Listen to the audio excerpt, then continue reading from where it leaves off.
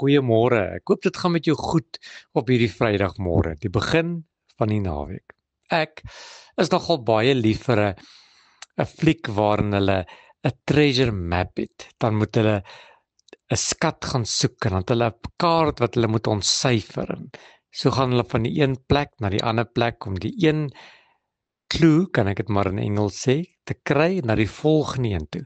En op die ou ende dan kry hulle hierdie skat of hierdie stad wat van goud gemaak is en almal is skatryk en almal het gekry wat hulle wil hê. 'n Treasure map. Waarmee is ek vanmôre besig?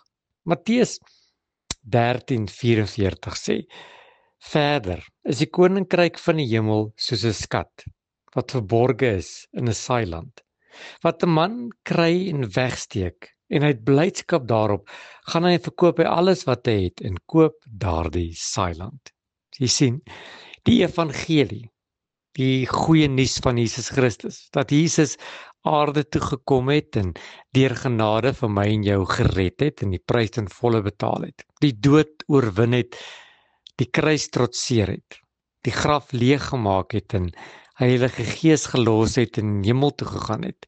Hierdie goeie nuus, die nuus wat red, die nuus wat genees en wat vir my en jou die verlossing bewerk, is soos 'n skat, 'n waardevolle item, soos daardie treasure map wat jy gekry het en jy iets moet soek, en as jy dit gesoek het en jy dit gekry het, dan verkoop jy alles wat jy het om daardie skat in die hande te kry. Net so is die evangelie van Jesus, so waardevol soos 'n skat. Dis verseker die belangrikste en mees waardevolste besitting wat jy ooit in jou lewe kan hê. Ja, want dit gee vir jou die ewige lewe. Geen aardse skat. Niks wat jy kan bymekaar maak, niks wat jy kan verkoop en geld wat jy kan kry, kan ooit dieselfde weeg as die skat wat ek en jy het in Jesus Christus nie. Dit gee ons die lewe in oorvloed. Dit gee ons ewige lewe. Dit gee ons alles wat ons nodig het.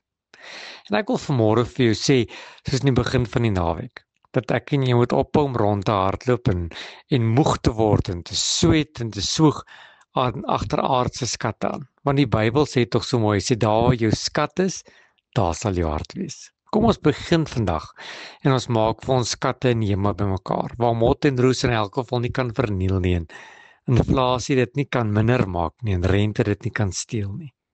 'n Skat in die hemel.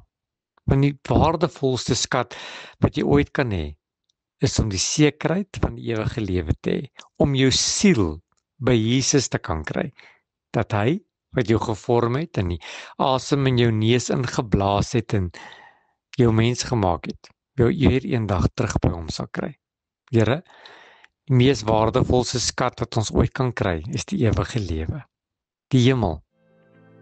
Here, help ons vandag om nie aardse dinge bymekaar te maak nie, maar verseker 'n skat in die hemel by U bymekaar te kan maak.